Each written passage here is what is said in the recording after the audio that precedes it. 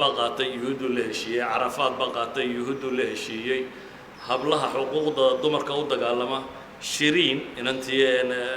إيران ده حقوق ده دجالمتا بيس كي قاتي نبض قاتي إن أنت يمنية ده حقوق ده دجالتا توكل بقاتي يرتي عروفتا هيدا تدبيتون شركة هيدا باكستان تهيد ملالا بقاتي إنك وكوا لين السيا هبلها حقوق ده دجالما النوبل برايس كقاتا بيس النوبل برايس nimanka yuhuudda la heshiiya adabka labay muslimiintu qaateen labaduna midi waa Najib Mahfoud awlaadu xaaratina buu ku qaatay ma akhrideen wadin la'aan wuxuu qoray diin la'aanta lagu siiyay midka kalena waa Turki isna diin la'aan baa lagu siiyay wuxuu yiraahdaa cultural muslim baan ahay kuwa wax aaminsan meeyay dhaqankaygu baa islaamka ka soo jeeda adabka kuwa leeyno siiyayna waa kuwa Nobel Prize ka qaateen يهود شان يتبن مليون هنا مركا لقى علمك دكتورنimada iyo biology-ga wada socda boqol iyo 6 Nobel Prize baa dunida la bixiyay 49 bay yahuudi qaadatay chemistry marka laga boqol iyo 58 baa la bixiyay Nobel Prize 28 bay yahuudi qaadatay physics marka laga boqol 58 baa la bixiyay 45 bay yahuudi qaadatay dhaqaale marka laga 66 Nobel Prize baa dunida la bixiyay taariikhda aynu sheegay ilaa 2010 kii laga gaadhayo 28 bay qaateen that means wixii Nobel la bixiyay science ku saabsanaa 15 milyan ee yahuudi boqolkiiba 25 bay qaateen Gillespie oday la yiraahdo Mareykan ani gaboobay hadda dhowraysiga jira laakiin waa culimada looga dambeeyo taariikh العلوم science history ayaa wuxuu leeyahay markaan eega buu yidhi medieval period ka waqtigii loo yaqaanay العصور الوسطى quruntii dhexe dunida 130 caalim baa jiro magacooda la xusi kara buu leeyahay oo aqoonyahan iyo technology scientist iyo technology sahan jiray 120 ka mid caalamka muslimka ka yimaadeen buu yidhi Yurubna afar bay ku lahayd و130 kii nin ee dunida aqoonteeda hogaaminayay kama waramaya hadda tii sharciga ahayd ma aha waxaan ka waramayaa tii kale 130 kii nin ee hogaaminayay dunida waqtigaasi medieval period kii oo dhan ayuu galkan Mareykan wuxuu leeyahay 120 baa caalamul islaami ka yimi Yurub oo dhan afar baa ka yimi mulxidkii Niels haba wuxuu isweydiinaya warsiday u dhacday buu leeyahay bilyan iyo dheeraad muslim bilyan iyo bar dadku dhadhow ama 1.3 1.5 waxay doonaan sheegaan intaasoo muslima oo aabayaasho dunida hogaaminayeen oo cilmi ku hogaaminayeen maanta inay wax la'aan dhacda xagay ka timi wuu is weydiinaya waa nigaale markaas wuxuu leeyahay 15 milyan inay inta helaan bilyan iyo bar muslimeena in la waayo iyagoo shalaytana dunida iyagu hogaaminayay waliba su'aasha wuxuu ku daray uu leeyahay dadkii aan taariikh cilmiyeed lahayn iyaga kama hadlayo buu leeyahay kuwan taariikh cilmiyeed bay lahaayeen buu leeyahay waa awowiyadood dadkii aqoonta tan hogaaminayay xagay ka baxday buu leeyahay isagu uu isu jawaabayaa in kastoo laga yaabo jawaabtiisa inayna wada raacin waxa jawaabihiisa kamid ah wuxuu leeyahay labada kala jar baa isbedelay labada dhaqan baa isbedelay qolana cilmiga ay qiimaysay qolana cilmiga ay qiimo la'aan ka dhigtay واي قولنا علمك وقيمة قولنا علمك وقيمة لا نقضي تصالحها عالم الإسلام ولا وحنا نلحق الله جامعات بكوية له دنيا عربية بيد هذا جامعات كوية لا بقول كيبا شريعة الضباطة ربع قرن يوجد بي قرن قلباترات بالله نسي حين وحبرنا بهذا يقول الله بقول كيبا شريعة الضباطة واحد جامعات عربية لا ذي iyagoo jaamacaadkii dunida ugu horeeyay Fas ba ugu horeysa Azhar ba ku xigta Zaytuna ku xigtaan u maleynaya kulay labada jaamacadood ugu horeeyay Fas ba ugu horeysa Azhar bana laba ah jaamacatul qarawiyyin iyo jaamacatul Azhar iyadoo jaamacaad dunida hadii la sheego wixii ugu horeeyay hadda dhisana iyagu lahaayeen wixii baabay horena iyagu lahaayeen waa Qurtaba waa Baghdad waa kan magaalooyinkooda ahayd waa Samarqanda maanta waddankan yar yar yahuuda Falastiin boobtay waddankooda yar 25 jaamacadood higher education ba ku yaala marka loo qaybiyay bay yidhahdeen milyankii qofba 4 jaamacadood bay helayaan halkii milyan ee yahuud ku nooliba 4 jaamacadood baa u dhisan 250 kun oo qof baa jaamacad leh innagana waxay yidhahdeen caalamul islaami jaamacad ka dhisan iyo dadka marka la isu qaybiyo 3 milyan baa hal jaamacada leh 3 milyan ee muslima ayaa hal jaamacada leh dhan kale haddaan ka eegno jaamacadka marka la qiimeynayo waxaa lagu qiimeeyaa waxay tilmaamaan waxay yidhahdaan global ranking sida jaamacadka dunidu u kala qiimo fiican yihiin matalan waxaa jira 3 group oo wax qiimeeya Shanghai ranking mid la yidhaahdo oo jaamacad ay leeyihiin Chinese kuwa bilowday 2003 baan filayaa meelahaasi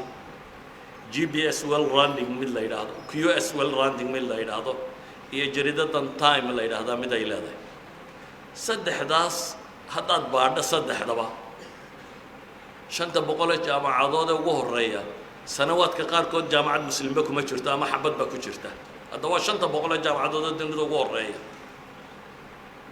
definitely waqti dhaweyd wixii ka horeeyay 200 jaamacadood dunida ugu horeeya muslimba kuma jiro jaamacad muslim ku taala kuma jirto iyadoo saddexda qiimeed kriteeriyada waxay wax ku qiimeeyaan ay waliba kala gadisan yihiin oo haddii systemkan ay ku soo bixi weydo ay ahayd systemka kale inay ku soo baxdo waqtiyada qaarkood 500 jaamacadood maraykan oo qura 168 keligii leh ingiriis oo qura keligii 40 leh 20 jaamacadood dunida ugu horeeyo 17 maraykan keligii leeyahay saddexda soo hadhay 2 ingiriis leeyahay 10 jaamacadood dunida ugu horeeyo 8 maraykan baa leh 2 ingiriis baa leh haddaad eegto 500 jaamacadood dunida ugu horeeyo 34 Japan baa leh idan haddaad sidaa u eegto G7ka la sheegayaa dee waa jaamacadkii ugu waaweynaa dadkii haystay waa dadkii cilmi baadhista sameeyay waa dadkii aqoonta lahaa walidalik ma jecli ceebta muslimka inaan sii baadhbaadho laakiin intaa waxa ka sii daran adigoo aan jaamacad haysan wax tarto oo qiimo samaynaysa imikay dhowr midhoo sacuudigu leeyahay ayaa mid sacuudigu leeyahay 100 hadda soo gashay laakiin labada sabjiga ay ugu fiicantahay mid baa af ingiriisi yara oo ay jaamacadda sharaada dunida ka tahay af ingiriisiga soo waxay tarayo marka loo eego Malaysia dhowr leh dhowrka 100 jaamacadood ku jira siba 200 jaamacadood ugu horeeyay hadda 4 bay leeyihiin Turkigu intan dambu soo socda 2 jaamacadood buu ku lahaa inta waxayna kaga sii daran waxoogaageenni iska rafaadka ahay intay soo saaraan intaas bay haddana qaataan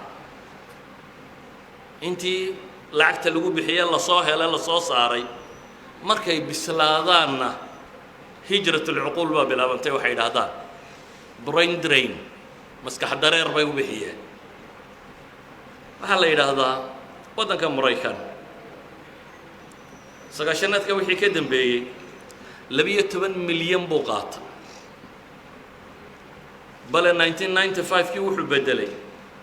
fiisayaasha uu bixiyaa noocayiin waxay ku tilmaamaan sanadkii 2003 wuxuu bixiyay 200 kun oo fiise oo 100 kun oo kamid programmers qurayiin si kale haddaan soo tilmaamno waxay yidhaahdaan maraykanku inuu dunida ka horeeyo qura ma rabo ee wuxuu rabaa inta xidigaa in leeg inuu ka horeeyo saa daraadeed midhkaad adigu lacagta ku bixisay soo saartayna wuu iibsanaya wuu qaadanaya waxay yidhaahdaan dhakhaatiirta carbeed ee dunida joogta 50% Yurub iyo Ameerika joogaan dawa carabtana dhakhaatiirta u baahnay dhakhaatiirta carbeed ee dunida joogta 50% kamid waxay degan yihiin North America iyo maxay iyo Yurub bay degan yihiin waxay engineer lahaayeen oo dhan 23% iyana galbeedkay jiraan waxay culamo khubaro lahaayeen 15% galbeed bay jiraan Ingiriis oo qura dhakhaatiirta joogta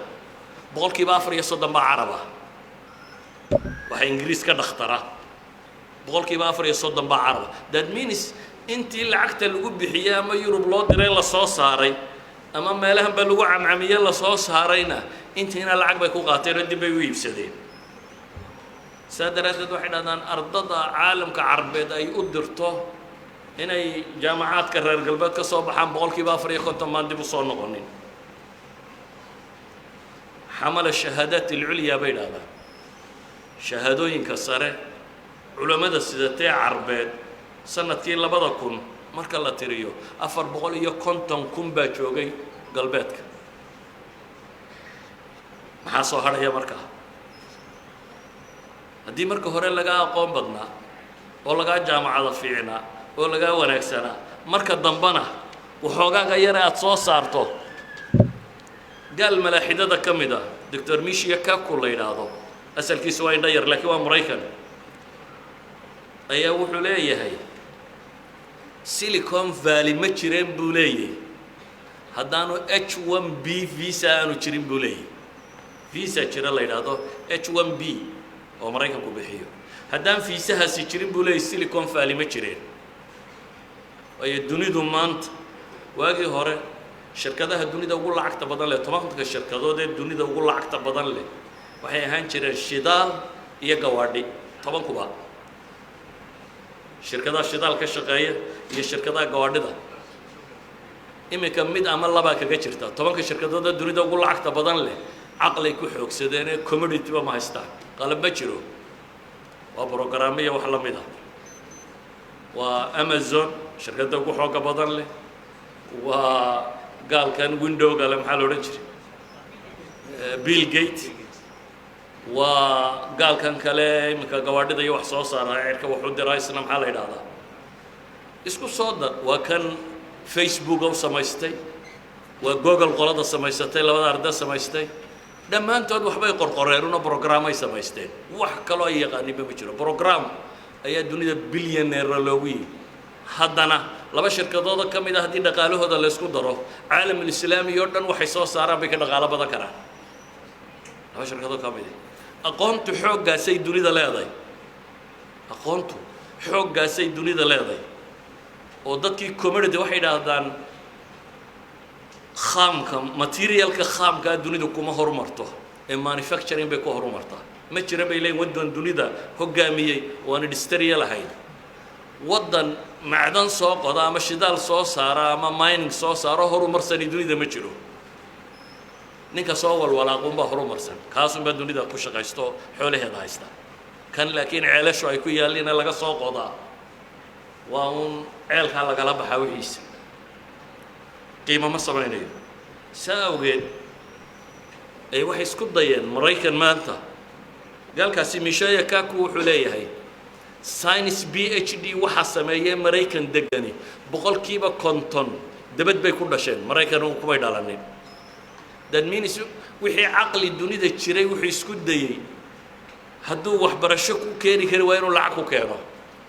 oo dabeetana uu sawirkiisa wax ku baro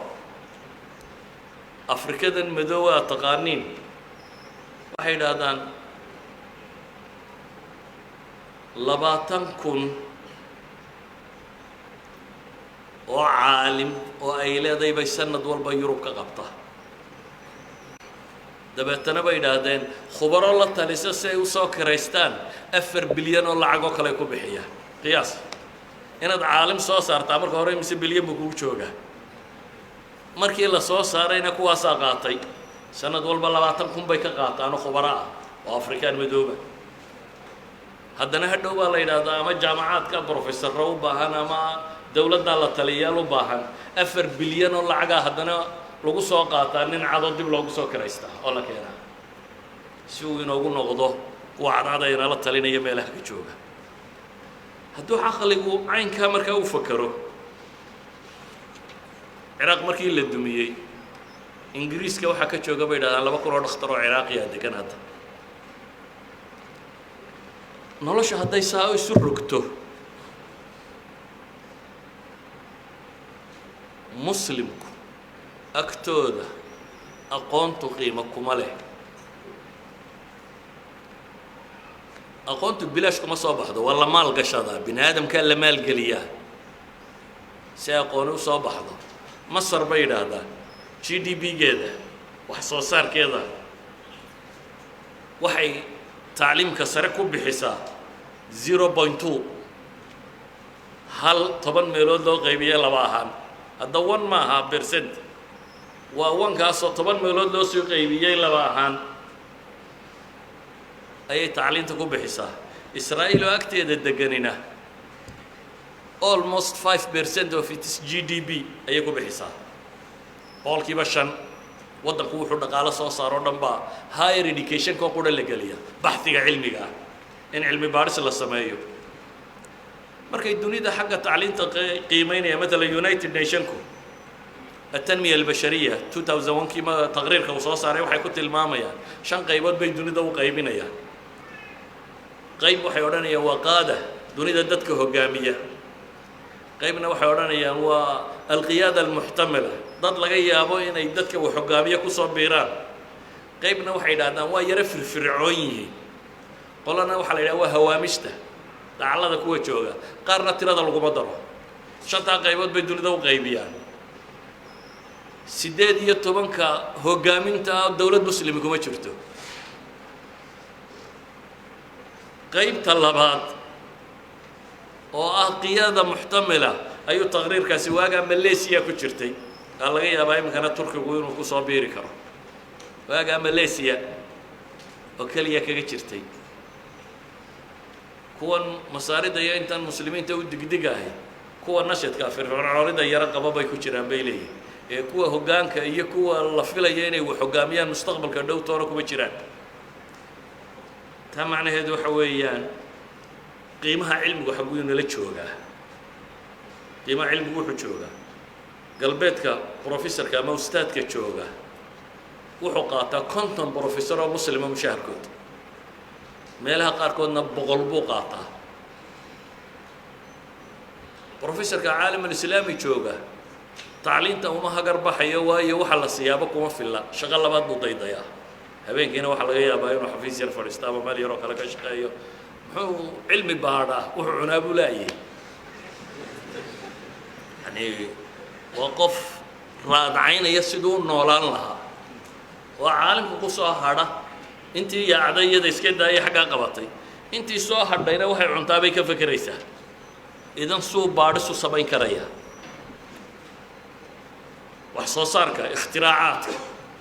waxa jira binaadamku wax kasto la soo kordhiyo baraatul ikhtirac ba dunida wax la yiraahdaa baateen baa la qaataa qof kasto wax yar dunida ku dara buushka imka bahalkan afka laga galiyay ninkii fikradda keenay cid bay u tahay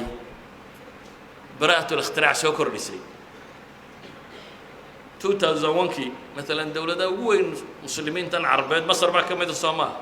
2001 hal baa loo record gareeyay Masar wax baraatul ikhtirac 2002 gina mid 2003 gii 12 2004 kii ayaabay waxoogaa soo raanaadeen oo 8 loo qoray caalam islaam oo dhan waqtiga 2004 ka turka ugu badnayd oo 104 baraa ikhtirac baa loo qoray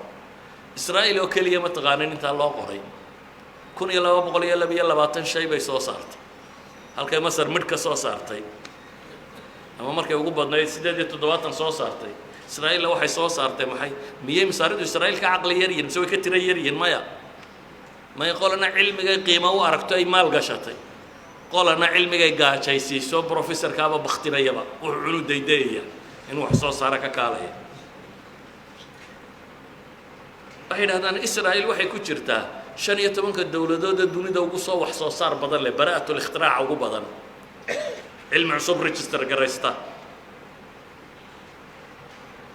شان تيكون إسرائيليا نبقف با وحصو صار له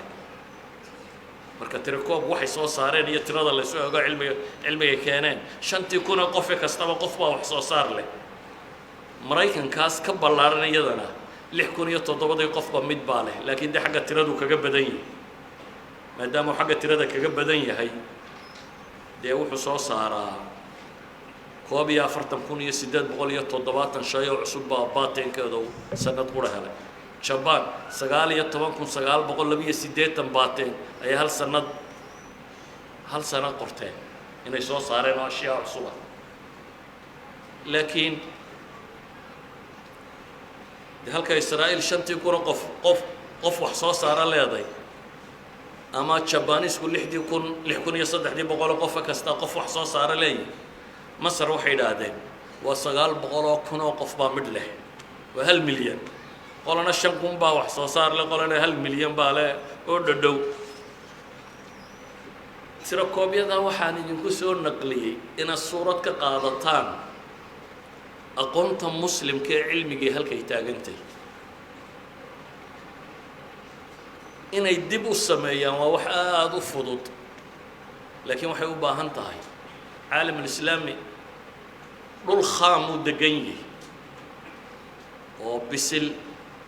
shidaal iyo macdan iyo wax walba leh dhalin buu haystaa da'yar oo dadka ku nool waxa laga yaabaa 70% inay 30 jir ka yariin dad wax baran kara diin buu haystaa waxbarashada ammaanaysa asaasiyeedkeedana tilmaamaysa idan wax waa la baran karaa waxa la leeyahay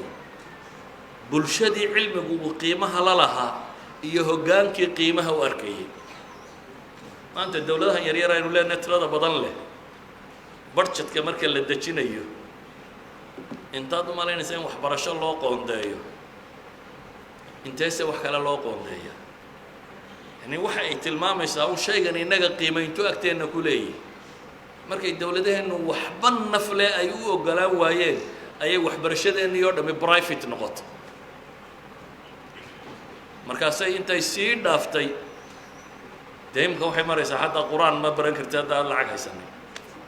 socankaa ma aha yani wax bilaashiba ma jiraan sababtuna waa maxay system aqoonta qiimaynayaan jirin oo maalgelinaya iyo bulsho aqoonta qiimaynaysa oo maalgelinaysaan jirin caalam islaamiga la tilmaamayo 130 caalimo dunida ugu weyn inay iyagu lahaayeen 120 ka mid ah dawladdu may maalgelin jireen bulshadaaba maalgelin jirtay awqaaf bay waxa soo dhabi ku socday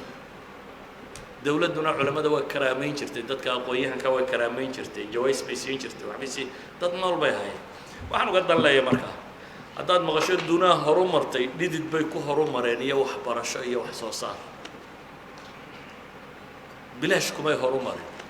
cid inta iska seexatay badhaadhay oo horumartay ma jirto cid aqoon adeegsatay ayaa horumartay innagana waxba inagama xigaan inaynu horumarno waxba inagama xigaan go-aankeenna inaga xiga inaynu shacab iyo dawlad iyo qiyaadaba inaynu yeelano go-aan ah inaynu aqoontu inay qiimo tahay aragno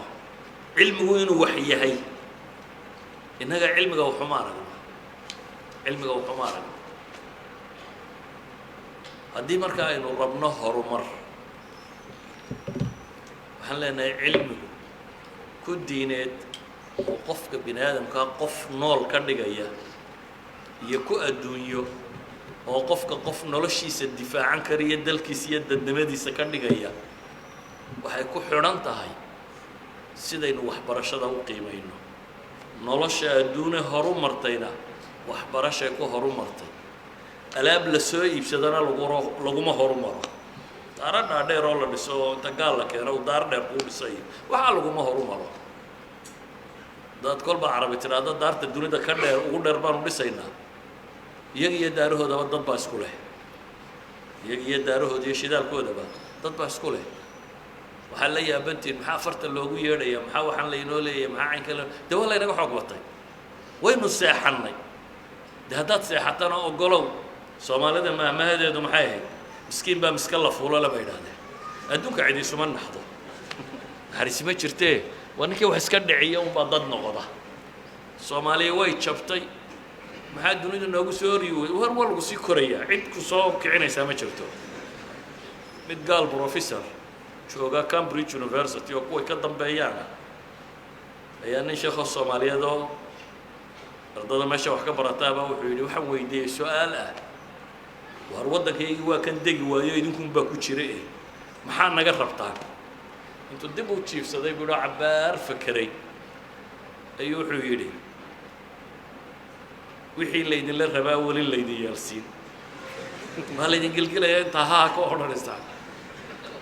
wixii laydinka rabay baan wali laydiyaalsiin buu yidhi tii baydan wali aqbalin marka inta taa ka gaadhaysaan waa ahaanaysaan buu leeyahay in cankaa laydiin wado calaa kulli xaal warkaygu wuxuu ku kooban yahay aqooni haddaad aakhiro doonaysana facalayka bilcilm haddaad adduun doonaysana facalayka bilcilm وصلى الله على نبينا محمد وعلى آله وصحبه وسلم والحمد لله رب العالمين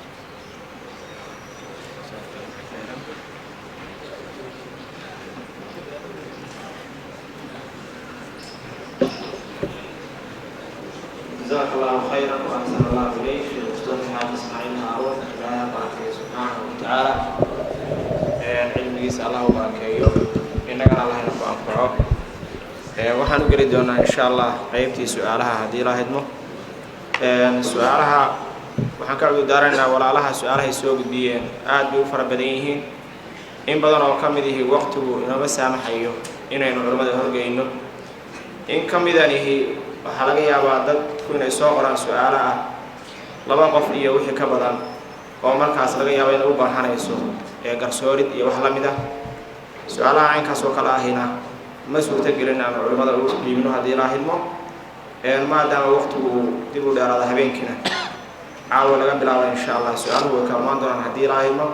walaalaha marka raaligelin badan baan insha Allah tacaala ka bixinaynaa arrinkaas iyagoo rabay su'aalaha in laga wada jawaabo laakiin insha Allah cilmigu soo tagayahay intaas culimada ay ilaahay idinkiis noqotay in laga jawaabo ayeen ilaahay idinkiis dhageysan doonaa haddii la hidmo Sheekh Yuusuf Maxamed Ali baan caawa soo dhaweynaya su'aalaha qaybtan haddii la hidmo وإنه دالين دون إن شاء الله سؤال وشكرا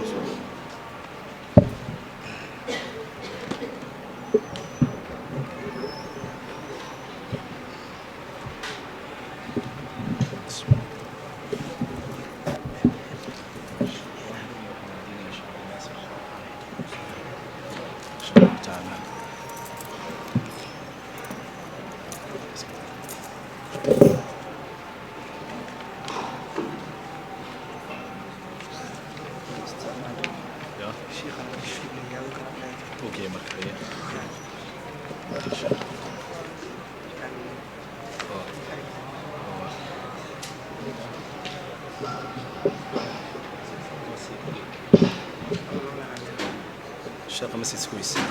بس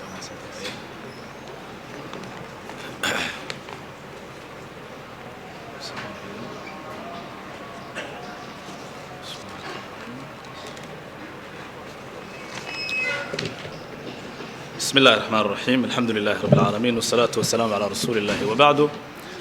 إن شاء الله تعالى سؤالها وحا إنوغا جوابي دونا هدي إلهي دمو الشيخ عبد الناصر حاج أحمد iyo Sheekh Daahir oo Cabdi insha Allah ta'ala labada sheekh baa caawa inooga jawaabi doona su'aalaha hadii Ilaahay idmo waan ku banneeyay gudbaysa sheekh safar ka rabo kursiga ya ma yeesho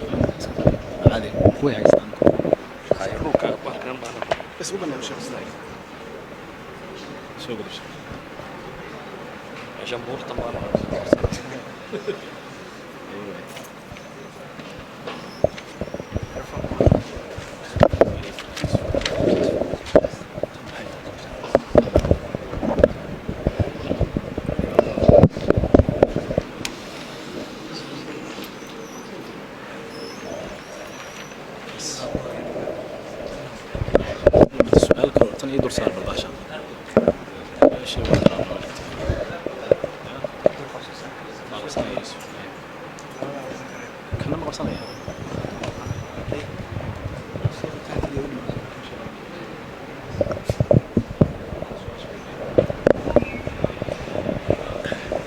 بسم الله الرحمن الرحيم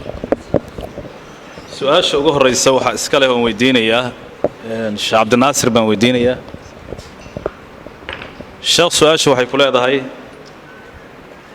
الشيخ وحن كشقيا شركة شهرنا وانكله يا هاي مشهرنا وانكقاتا حضوا مشهر كاسي حكم كيسو محون غنيا بسم الله رب العالمين والصلاة والسلام على سيد المرسلين وعلى آله شركة الشركة كتهاي واد لعقتها أي كل شقين يصاد وحكول هذا هاي وأنت هذا كم تهاي مشاركة ما قادن كرتيد sida jumhuur alculamaa ay qabaan axkaamta sharikaduna had iyo gooraale waxa weeyaan marka faa'iidadu soo baxdo in halkaa boqolley ama nisba ma'wiya waxay yidhaahdaan nin waliba xoolaha wuxuu ku lahaa halkaa laga qaybsado ayaa la doonayaa waxay ka hadlaan haddii uu dee shaqaynayo ma loo gelin karaa dhowto shaqadiisii muqaabilkeedii qiimayn nisbe loo geliyo taasaa baa ka taagan yahay laakiin iyada saa sax ah way bannaan tahay in mar hadduu shaqeeyey arbaaxda iyo faa'iidada soo baxaysa in boqolley loogu daro waxay markaa iyagu ku heshiiyaan wallahu subxaanahu wa tacaala aclam جزاك الله خير الجزاء شيخ سائل كان وحولي هاي وحاسكال السؤال شان الشيخ ظاهر إن شاء الله تعالى الشيخ سائل كان وحولي هاي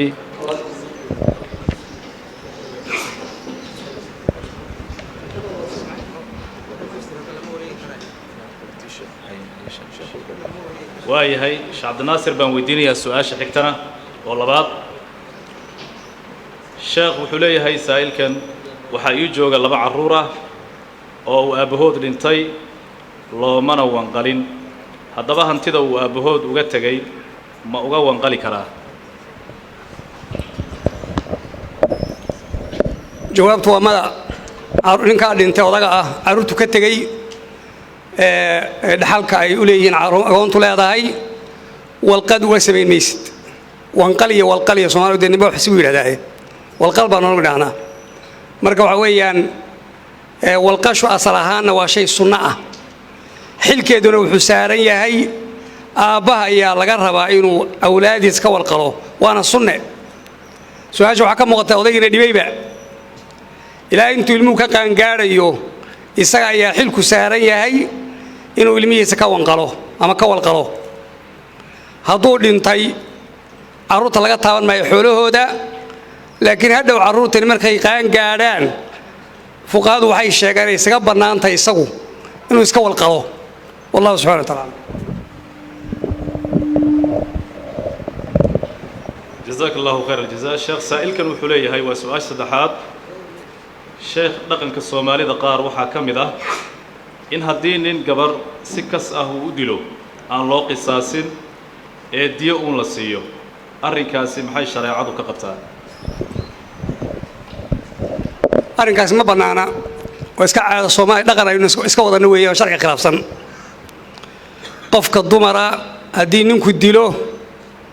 isagana waa loo dilayaa haddii iyadu disho iyana waa loo dilayaa imaam shaafici kitaabkiisa al-um la yidhaahdo masalada markuu soo guurinaya wuxuu leeyahay cid aan ogaado arrintaa khilaafsan in dhiigga labka iyo dhediga muslimka dhiiggoodu isku mid yahay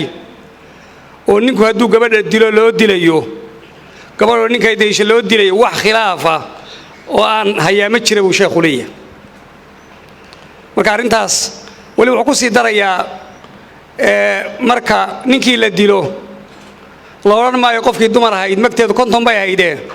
waxoogaa sarifka inta baaqiga ah kontonkii ha la keeno taasina ma jirta buu yidhi waxooda loo kala qaadayaana ma jiro waa nafsu binafsi waa qof qof loo dilay halkaasay arrintu ku dhammaatay laakiin dee waxaa iskale xilka oo loo dhiibayaa dadkii gabadhan la dilay ciddii weliga u ahayd baa xilkeeda leh oo qisaastiina way qaadan karaan maxaan ku dhahay wax la yidhaahdo cafis bay qaadan karaan mag bay ku beddelan karaan waman qutila madluuman faqad jacalnaa liwaliyi sulطaanan falaa yusrif fi lqatli baa la yidhi subxaana wa tacaala wallahu subxana wa tacaala su-aasha afraad ee xigta waxay leedahay sheekh laaluushku duruuf ma ku bannaanaan karaa sida inaad xaq aad leedahay ku dhacsanayso haddii aadan bixininna aad xaqaaga waayayso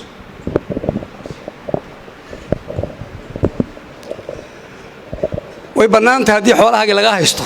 xoolahaagii gacan lagaaga dhigay oo waddo kaloo aad ku soo dhacsata aanay jirin waxaad bixinaysana aanay u beegtoomin waxa kaa maqan way bannaan tahay inaad soo furfurato laakiin qofka qaadanaya laaluush ku tahaye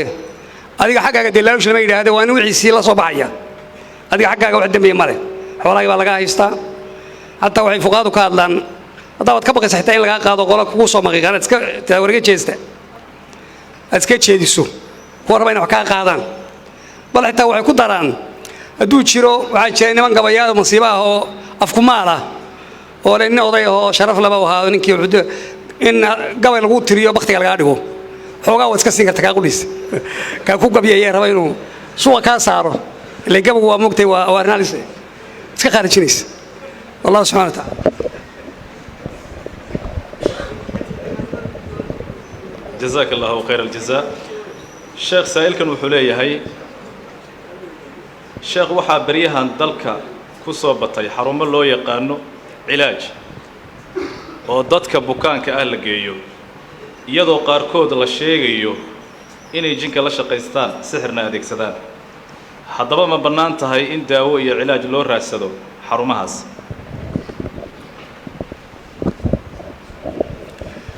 xarumo gaar oo anigu aan aqaano oo yani arrimahan laga sheegayo dee hayaanu garan maayo laakiin kelmad kooban inaan ka nidhaahno mawduucan isaga ahun baan dawaabidda ama qawaacidda sharciga ah in si loo ilaalin karo ama si laga doonayo baan wax yar ka taabanaynaa marka hore qof waxbuu dawaynayaa qofna waa la dawaynayaa waxna waa lagu dawaynayaa arkaanteedu waa inta saddexdaa qodob shareecada islaamku waa lagu ijmaacsan yahay qofka in la daweeyo oo waxa lagu daweynaya marka laga hadlayo ruqyada dhakhaatiirta hadda waa iska cid ka hadlayso laakiin dadka qofka daweynaya cilaajinaya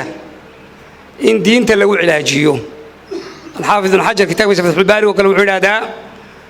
رقية الشروط ده وين اللغة العربية تهاي وين أذكارتي شرعية تهاي وين أنا قف كان عقيدة سنين أما كأخرية أما كلوا أخرية يبع إن أريانا لقوا أخرية إن يين واحد دوين يجوا إن يسبب يهين عقيدة يستول لكن الله إنه يا الله واحد دوين إنه يا سبحانه وتعالى قف كان واحد دوين وين دين تسلوك السون يهاي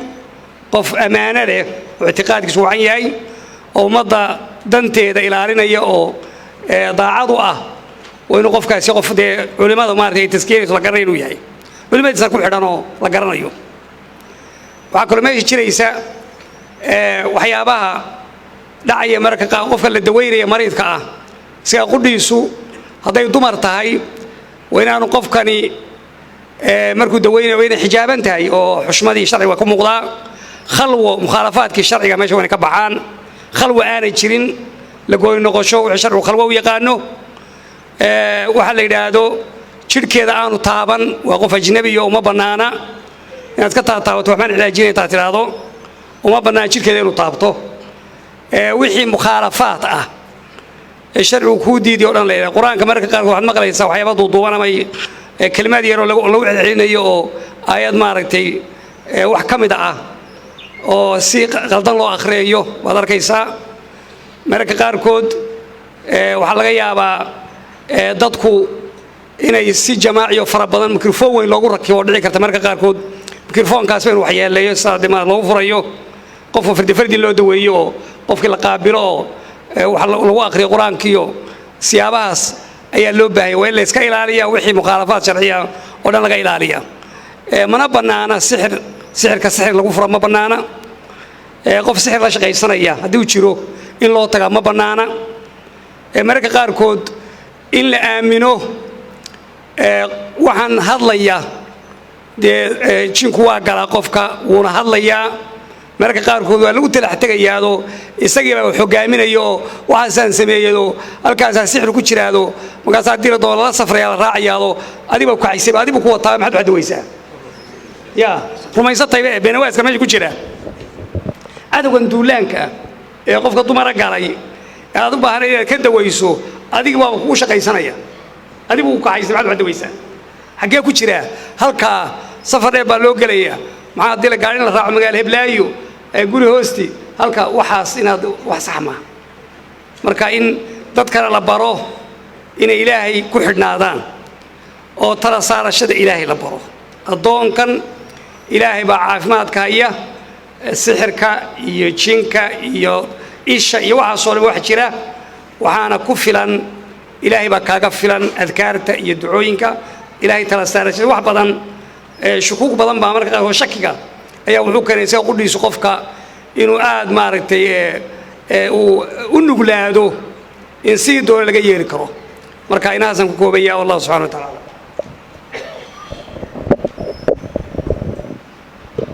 جزاه الله خير الجزاء سؤال شحكته وحنو ورجينا ويديننا إن شاء الله تعالى شيخ ظاهر أو عبدي سؤال سائلك سوقري وحليه هاي شيخ صون كتجي لبضي دي والد حلي هراء تردي سنة عن الجرانين قاب كي وجدا بسم الله الرحمن الرحيم الحمد لله رب العالمين صلى الله على محمد وآله وصحبه صونكو أركانتا إسلامكو كميدي هاي مركز سيدا درتي أعذار يوحي اللميدا بالوغتي كرايدنا وحي لدي حدود مركا نبي صلى الله عليه وسلم هذا ليس وحكم إذا من مات وعليه صوم فليصم وليه وليه سواك صومه marka waa laga soomi laakiin su'aasha waxa ku jira waalidkii waa dhintay intuu soomka uu ka tagayna garan mayno intuu ahaa waa uu la qadari waana la ijtihaadi ihsaanna waa loo samayni intii la awoodo waa laga soomi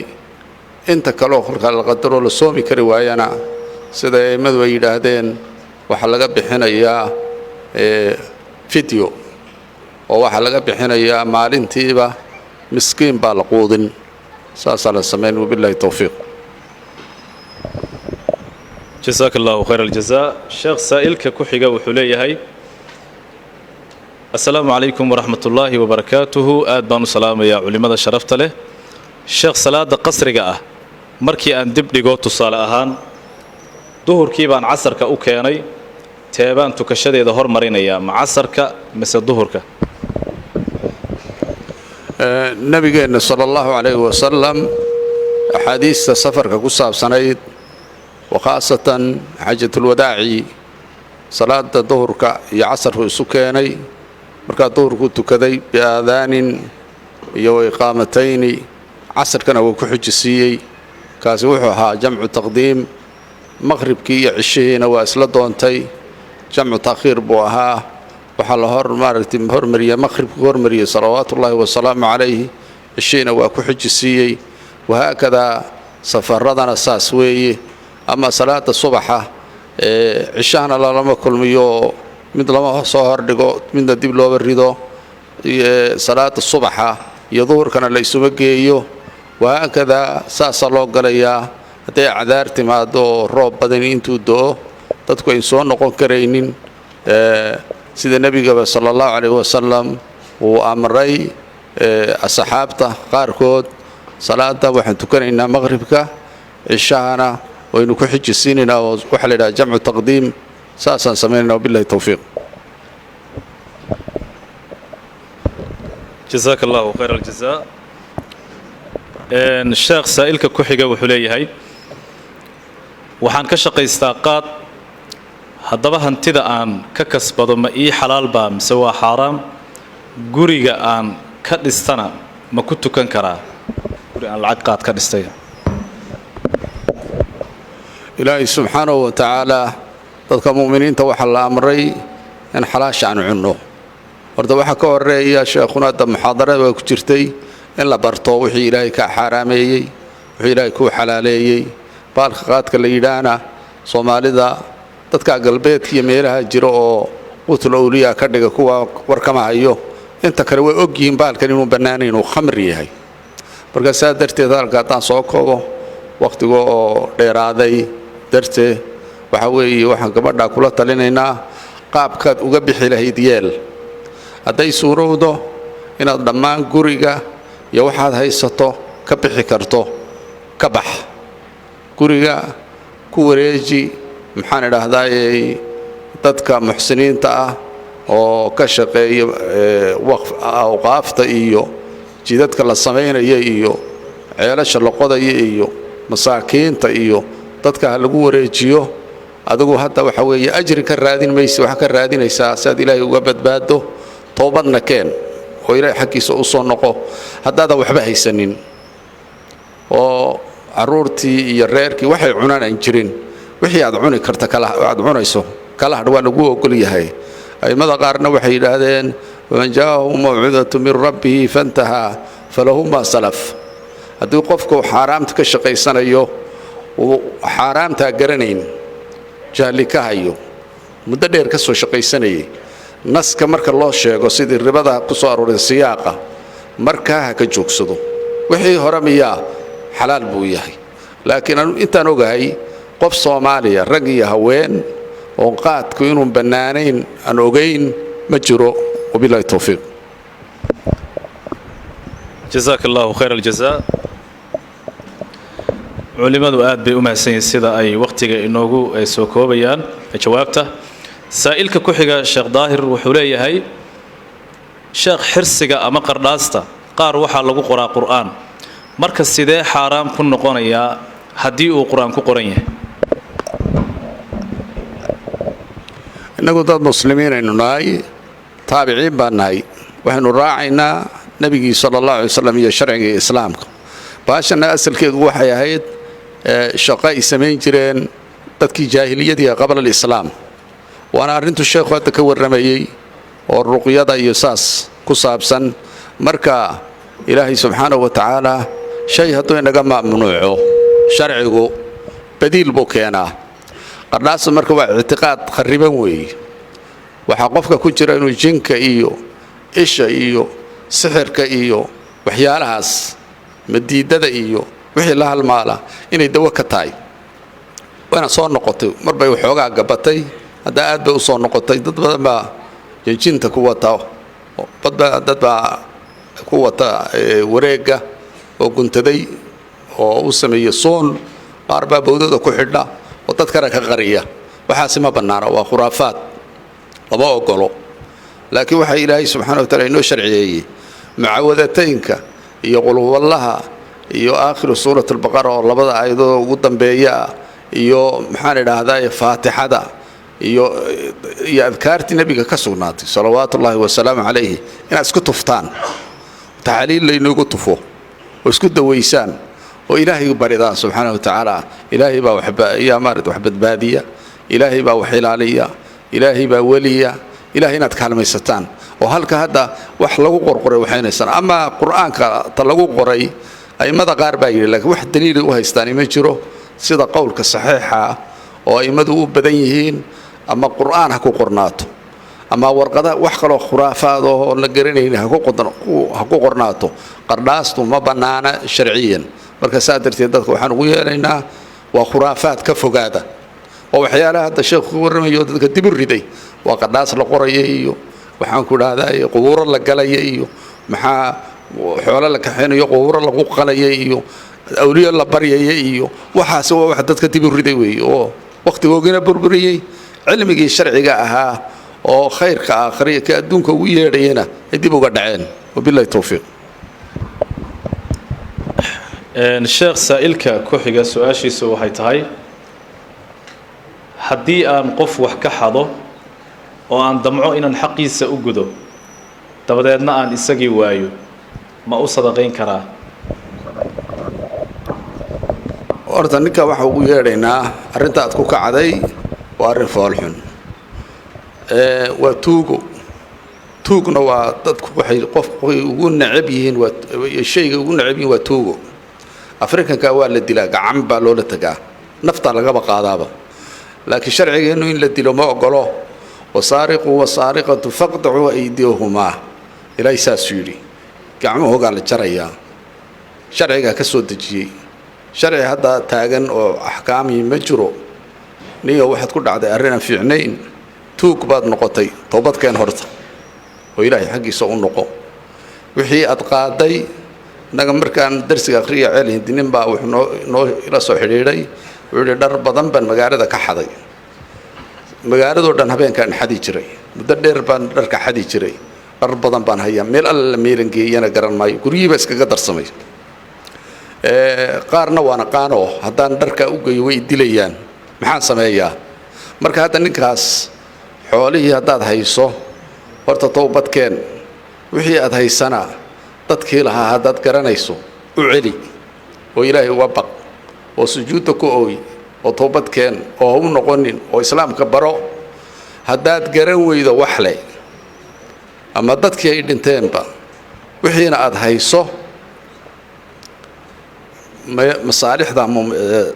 ummadda ku bixi jidadka iyo maxaan idhaha dadka masaakiinta gaajaysan iyo dadka iyo qaxootiga iyo dadka isbitaalada iyo meelaha lagu daweynayo meelaha ku bixi maalka marka mawdku ayuuna kuugu imanin adigoo maaragtay maalkii haya waxa weeye dayn يعني وحوي توجا كتمد وي أو كرك كاسارا مركا كتحلل سامع إن شاء الله بالله توفيق. جزاك الله خير الجزاء شيخ. وقتك آد بويري هاي سؤاله هو بدنيهين مركعاو إن شاء الله تعالى أنت أسبان كسو كوبينا وحاجر ولا ورقة صقري أحمد عبد السمتر عسرية وحنوصنا يا إنجنير عبد العزيز سعيد سمتر سرعات oo dhowr beri kooma ku jira marka walaalaha guud ahaan waxa laga codsanayaa walaalkaas inay u duceeyaan oo Ilaahay subhanahu wa ta'ala xanuunkaas ka qaado miirkiisana u soo celiyo insha Allah ta'ala waxaan siinayaa kelmadda ugu dambaysa jalsadeena caawo oo ducaa islaan ciise ayaan siinayaa oo noo ducayn doona insha Allah ta'ala jalsada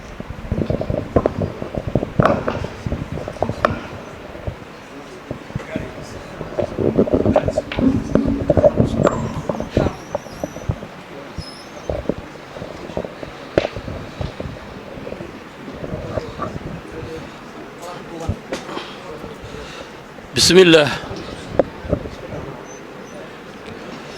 بسم الله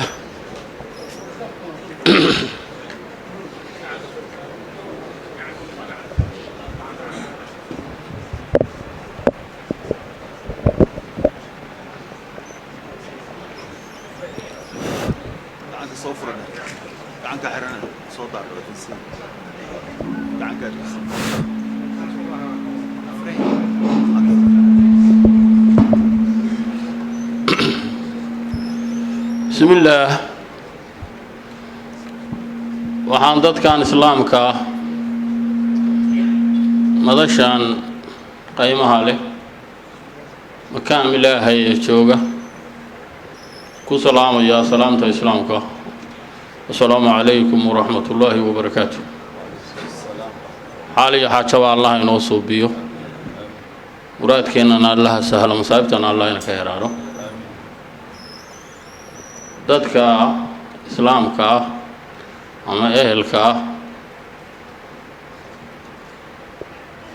oo waqtigoodii inoo huray inay waxa ku aadan inay yiraahdaanin inana ay baartu tahay inaynu qaadano Allah ina ku anfaco ayagana Allah ka abaalmariyo wax waajiba waxa layna leeyahay innaguna waa wax waajibina ku ah inaynu qaadano haddana waa waxaad og tahay ma kuu sheegaa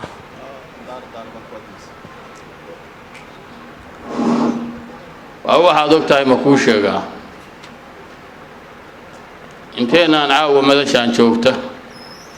iyo inta magaalada joogtaba waqtiga lagu jiro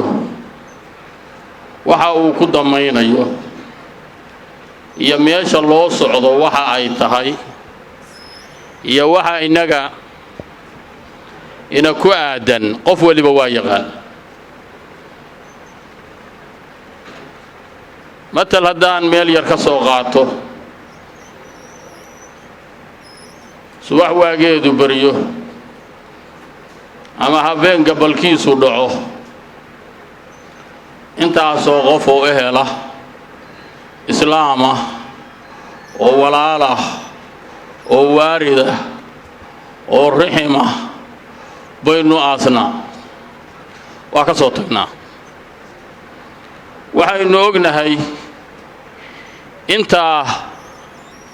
mawdka dilaya inuusan innaga ina daynin ee waqti ka mid ah markii dhinac loo eegana aan fogayn inuu ina haleelayo haddana markii dhinaca kale laga fiirsho waxaa moodaa meeshaas magoolkeennii aynu geynayno oo uga soo tegayno inayna ka maqan tahay inaynu tegi doonno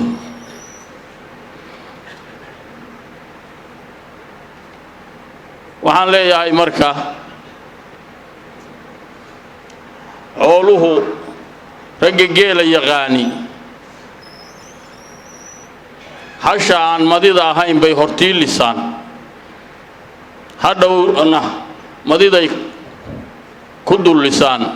korlis baa la yidhaahdaa tan horena gundhig baa la yidhaahdaa gundhigu waa caano waxa ka imaanaya madida waxa ka imaanayana waa caano innagu markay inta aynu qabno waa gundhiga waa aynu ka warqabnaa inaynu dhimanayno aynu ka warqabnaa in layna xisaabayo inta wadaadadu ina leeyihiin korliski wey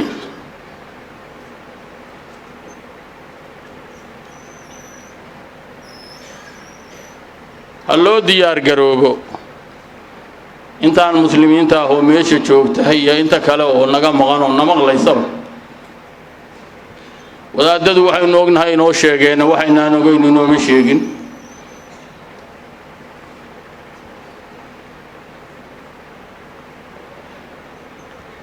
mahmaahan hal kelmada ka soo qaadanayaa waxay ahayd badbaado ilaah ma sii ahaato xabad baa ku dhacday roonaa tiibi baa ku dhacday roonaa baabuur baa la gadoomay roonaa aakhir ilaah waa ku dilayaa intaa ilaahay kaa badbaadiyey baa aakhir ku dilay marna badbaadadaadu sii ahaan mayso haddaynu marka tubku joognahay matal garoowe markii la yidhaahdo waxaa suuraa dhowr boqol oo qof inay maalintii ku dhimato ee ku dhalato 24 saacna 10 qof 30 qof 40 qof ku dhinto intee isu jiraan wax badan baa u dhaxaysa yaa badan waxa badan inta dhalanaysa waxa yar inta dhimanaysa haddana dhimashadaas aynu u dhamaanaynaa tan marka dambe guulaysanaysa oo hawsheedii gabagaboobayso waa dhimashada weyn dhalashadii meel ay aaday lama yaqaan waxaan leeyahay markaa innana aan qaadanno ilaahna ha inoo ku anfaco wadaadadana waxa inoo sheegeen allaha ka abaalmariyo masaakiinta dhiban oo ama baahi u dhiban ama bugta u dhibanna ilaahay ka daweeyo wixii cudur qaba wixii baahi qabana ilaahay ha ka risiqo muslimku meeluu joogana ilaahay maslaxad khayr qabta ha dhex dhigo kuwa haatan jiradooda muslimiinta inay u duceeyaan madasha laynoo ka sheegay iyo kuwa kale oo aan warkoodu ina soo gaarin oo aynu ognahay inay bukaaniin ama dad badan oo islaamiga ay dhib qabaaniin ilaahay isagaa qaniya ee qof walba cusriga haya yusrana ugu bedelo wixii ajashoodu ay baaqi tahay oo wax u harsan yihiin inay sii noolaadaan ilaahay dawac ha siiyo isagaa dawo leh ilaahay inta dhimatay ha u naxariisto inta bugtahoo aan ajashoodu gabaabsiga tahay oo waxa haya aan ka kacayna ilaahay naxariistii janno ha siiyo adduun joog iyo aakhira joogba qaatumadeenna khayr allah ku qatimo islaamku meelu joogaba qof walibana muraadka uu leeyahay oo aan macsi iyo dhumus lahayn mukabil allah uga dhigo masaa'ibaha adduunka ka dhacayana allahayna ka nabadgeliyo xakaarka muslimiinta haysta na allaha ka dulqaado khaasan soomaaliya waxayna haysta allahayna ka dulqaado waxa halkaasina gaarsiiyey waxaan qabaa waxaynu inagu jisaysanay weeye ee qof aan dulmi gelin ilaahay ma dulmiyo حق الله إنه وافجيو أدونك يا آخرة دبا حرنت أنا نعاود جوجننا مدبر كيسن وإنت سواء يدينا إلهي يكون أنفعه أنت إسلام كاس وهي لنا يسهو حق وشيء جيسنا إلهي كابال مريا الله إنه كدوه علماءنا وحن ليه هاي ورنو بدية مدلها وكله إننا وحن لينا كربايو نفتي إن ينفتي إذا بكل دردار مياه خاصهانا أينوه جانسنو واحد دنتين وكشرو عامهانا مدلها وكله يمكان كان وكله أينو بتسنو حالي حاجنا الله ينوسو بيو كلن كأننا كلن خير الله كدقو كدرتجنا مد خير إله باهي اللي الله ينوه يليو نحريس سجاله الله ينوه نحريسته غرغار سجاله الله ينوه غرغارو سجاهي اللي الله ينوه يليو سجا دغله الله ينوه دغو دم بداف سجاله الله ينوه دم بدافو مغانتيس إله بابريده مغانتيس الله ينكيلو مرتديس ديركته مرتديس الله ينكيلو الدنيا آخرة خاتم خير مع الإيمان خاتم دين خير الله كوختمه خاتم دين خير الله كوختمه أدونك في النبي وأخيرا وفي الجنة آديات بهم حسنتي والسلام عليكم ورحمة الله وبركاته.